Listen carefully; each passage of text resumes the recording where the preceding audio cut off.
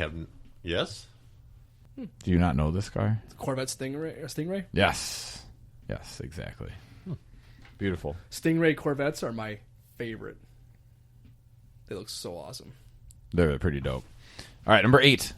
This one I don't find difficult. The last one is very hard. This one might be hard for you guys, though, too. Number 8. A male horse, usually below the age of 4 years, plus standard issue U.S. Armed Forces sidearm from 1910s to the 80s. Colts? Yeah, here I thought it was Colt. Yeah, I know, right? Yeah, so Colt, and then the Revolver. With the gun that was 45. Colt 45! Yeah, I thought this would be tough for you. It's the 1911 model. That's like it does come in a 45 millimeter, but it comes in other. The question I was about to write, which it was the standard issue from 1911 to 1984 or whatever it was, but it's like, okay, that'd be a giveaway. But all right, and then number 9. You couldn't have made 10? No, this was very difficult. You fool. I couldn't. It was all. Fool. I mean, I could have just thrown another team in there, but there were too many teams. Number 9, open source internet invention by David Hyatt and Blake Ross from 2004. Plus, nickname of a furry eastern Himalayan creature that is often confused for other species. It's got to be a Yeti. What's the first one? Open source internet invention from 2004. Blue Yeti? Blue Yeti.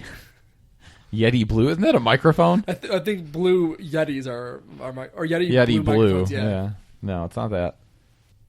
In what year? 2007? 2004. Open source would infer that it is a software. I will give you that.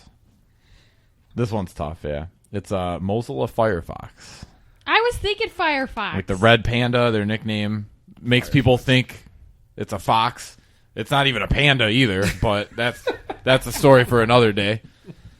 Didn't you do a topic on red pandas? I did, which is why I thought maybe you guys would get this, but it was super tough. I just kept thinking llama. I don't know why. Llama. All right, so before we get into our last segment of the day, it is time to do our drawing for the free shirts. Oh. Yes. So just for fun, though, before we pull these names out of the hat, I'm going to make sure that we're not going to be reaching out until after these shows drop. So they'll be finding out live on the show. Right. So when they hear it. Right, yeah. Because most time I think that they do some kind of thing like that, then the people already know when they're going to win. Oh, lame. So, yeah. So lame. So if you have, just because you haven't gotten anything doesn't mean you're not going to win. Right. So when you hear it, this might happen. So what I have here is a hat full of names. All right, so Don is going to be first pulling for the Stump the Rogues submissions. So this one is the winner for the Stump the Rogues. Go ahead and pull that name, Don. Oh, and we have Cecilia. All right, Cecilia, so I will be reaching out to you shortly. So next we're going to be doing reviews. And so go ahead, Don. All right, and it's R Tatum85. So if that's your username, then get in contact with us at triviarogues@gmail.com, and we will be sending you a shirt. So congratulations. All right, let's move on to the last segment. Let's do it. Jeffrey. I tell you what, I hope you guys are excited about this as I am. Super excited. Yeah, because we're going to go into our favorite subject, which is science. Nice. Science. So every Tuesday night, we have our little trivia outing. We get to the final Jeopardy portion of it, and invariably we are just like cringing, hoping people don't say science and nature. Because here's the thing. Everyone who's in last place, like going into last place in the final round, it's always the people who aren't there every week, right? The people who are just playing casually. Yeah. Right. Why are they picking science as their like blow off, like, or the go-to? I don't know. Because whatever. apparently somebody has told them that most people get this wrong, so that's your best chance of pulling out a win out of Maybe, nothing. but like entertainment is up there. So like if you watch TV, you have a decent chance of like getting a celebrity question or something like that. Like, why are they going science? Who cares? Just go. I'm getting upset. So I'm going to take us back in time to a couple weeks ago, probably the first one right after the new year. And the way our whole trivia is set up for mostly for Rachel because you haven't been there. Is there's four segments, and the first segment is usually some blow off thing like characters on Friends or it's colors like pretty of the rainbow, pretty specific theme, but also pretty much pretty of a throwaway. easy. Yeah. Then there's the music, and then there's also actors and movies and stuff like that. So there's a lot of popular culture stuff. And then they get to the fourth round where they usually start asking questions of a little bit more serious nature. And much to our, I would say our strong point is that's when then Don and Billy and I usually carry the basic, most of the weight at that point in time. But we're far from like knocking it out of the ballpark. We're still not Jeopardy players. But I don't know if you remember, they got to a question, and it's always in a category, it's geography or what have you. And science came up, and it said, what is another name for an Einstein-Rosen bridge? And Why do you gotta put this on air? That's pretty funny. Because that's what we're going to talk about. So Don and I look at each other, and I immediately say, Brooklyn Bridge? And Don yeah, that sounds good. Now, in our defense, I mean, it did say science question, and I thought, well, Einstein's a scientist, so therefore it falls in there. Fortunately, they don't publicize what people's answers are. I'm pretty sure that a lot of people would have found that quite funny. We certainly did, thankfully. Apparently we do now. Yeah, but it got me thinking. It's like, okay, what is a wormhole? I don't know. Really didn't know. Really didn't care. No. So, And now 1,000 later, people across the world know that we're idiots. yeah, well, we've already said that. We're just little proof. 2 days later, I'm at home, and my wife is not feeling well, and she's not a big science fiction person, but we got Disney Plus, and it's like, this is a good time to catch up on some of the Avenger-type movies and that I haven't seen, or so I'm going through. And I love Thor.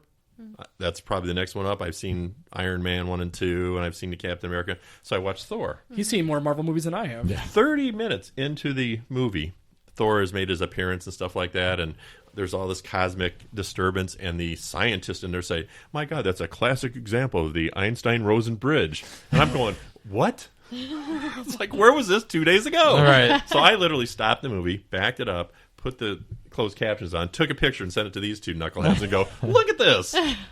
Yeah, but the thing is, if you weren't looking for it, though, you probably would never remembered it anyway. No. So it's like, But they did mention it 3 times within the next half Oh, hour. shit. And I That's said crazy. Rosen, and I was like, this is crazy. So there must be a sign saying, I need to find something about this. So Yeah. I can't speak for you two, but when you talk about your brain being a sponge, my brain is more like concrete when it comes to science. I mean, stuff will get into it a little bit, but it doesn't go very far. So I literally got on a website or I started searching for wormholes for dummies because I wanted something dumbed down, and I still, as I read this and printed this out, I'm still not sure that I've got it dumb enough to where I've got the whole thing. But there's some little basics I'll throw out there because I don't know how much you guys know about wormholes. next to nothing. Well, they're a real theory, and actually it all came from Einstein's theory of relativity. I mean, there's a lot of people that believe these wormholes are, in fact, a real thing, but they're basically a way of getting from one place to another, and possibly through time, possibly through space. It basically postulates that there's a theoretical passage through time and space that could create shortcuts for long journeys across the universe. You might bring this up, but and you'll forgive me because I am clueless on this kind of situation. We might forget. Right, I'm clueless plus one now. Yeah. So these theories, are these people saying that wormholes already exist, or is this an idea that wormholes can spontaneously happen, or that we can create wormholes, or is it all the above? It's pretty much all the above, though the last is one that we're way, way, way far away from, and a lot of people don't think Obviously, we get there yeah. yet. But is there an idea that we can possibly, in some universe, sometime down the road, there is an idea that maybe we can create? Yeah, and a hopefully I'll wormhole? sort of touch on that, because again, Thor I'm not going to can. get into this to the point where... Asgard can. Yeah, there you go. Yeah, they've already got that figured out. We're way beyond there, and the people in this room are way, way, way beyond there. So anyway, yeah, and there's a problem, because they were all predicted in theory, which... You got to remember, there's so many things that we've talked about that people had theories about planets and this and that, and sure enough, they appear because of what they've observed, what they've seen. The same thing with the wormholes. But part of the prediction is also that there could be dangers of a sudden collapse, high radiation, or dangerous contact with exotic matter, which makes them not probably the ideal travel way. So it was 1916 that they were first theorized, but they weren't called wormholes then. While They're called reviewing... needle holes. While reviewing another physicist's solution to the equations of Albert Einstein's theory of general relativity, an Austrian physicist by the name of Ludwig Flamm realized another solution was possible, and what he described was a white hole, which is a theoretic time reversal of a black hole. That's about where I got lost, too. Entrances to both the black and white holes could be connected by a space-time conduit. So that's what he came up with back in 16. In 35, Einstein and another physicist by the name of Nathan Rosen started using the theory of general relativity to elaborate on the idea, and they proposed that the existence of bridges through space and time that would connect two different points, theoretically creating a shortcut that could reduce time travel and distance. And those shortcuts were renamed wormholes or the Einstein-Rosen bridges. Well, that's what the Kessel Run gets done in a certain amount of parsecs because of There you go. that kind of thing. Mm-hmm. So bring us to a guy by the name of Stephen Zhu, who's a professor of theoretical physics at the University of Oregon, and he's a little more modern. Everything still to this day is very hypothetical. And nobody has found a wormhole. Nobody thinks they're going to find one anytime soon. But yet, because of all these theories, they've got it figured out that they contain two mouths and a throat connecting them. The mouths would likely be spheroidal, and that's like if you would take a globe and press it. You've got a globe, but it's no longer in a in a perfect circle, right. Or you could stretch it the other way. Any way you look at it, it is a globe. It's like an oval. Yeah, for lack of a better word. His theory, Einstein's theory, predicted the existence of these, but like I say, none have been discovered to date. A negative mass wormhole might be spotted by the way its gravity affects light that passes by. It almost has to be the first thing that goes in is a camera of some sort, right? Something with a string, or something like that, right? I mean, that's the thing that has to go in first, right? No one Camera on a string. Well, no one's sticking their head in there.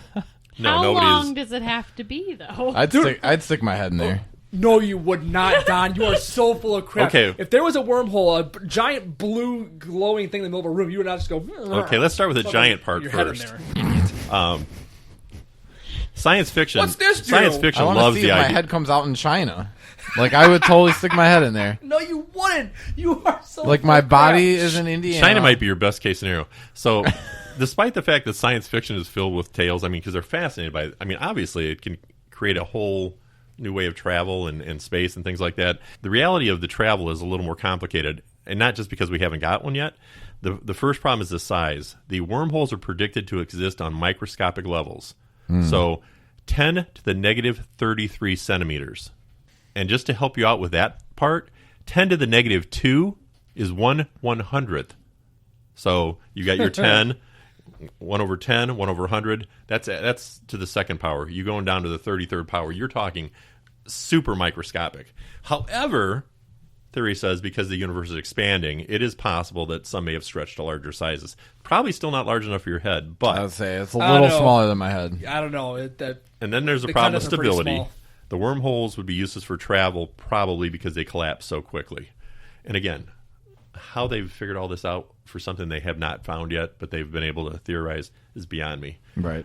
And then you would need some sort of very exotic type of matter in order to stabilize a wormhole, if you can't find it on Asgard, that is, obviously. Exotic matter. Yeah, so long story short, Don't Google that. not at work anyway. So there's still a lot of theory involved in this. Nobody's really found one yet. Nobody knows what it's going to take. Stephen Hawking went out on the limb and said he didn't think this is possible.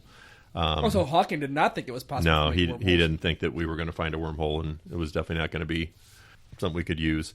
Today's technology is insufficient to enlarge or stabilize wormholes, even if they could be found. However, scientists continue to explore the concept as a method of space travel with the hope that technology will eventually be able to utilize them. It's like everything else. I mean, most of the scientists of their day were quacks. It's like, what are you talking about? How is that even possible? Without going from some place that they wanted to get to, or without some reason we never got there. So anyway, to continue on that day at our trivia thing, I don't know if you guys remember what the last question of the night was, which also, of course, turned out to be science and nature. Damn it! They threw up a formula. Was that that night? Yeah, it was the same damn screw night. that formula. Yeah, that was stupid. So It's the so formula was N equals R with an asterisk times FP times NE times FL times Fi times Fc times L. And what he told us was that this was the Drake equation that was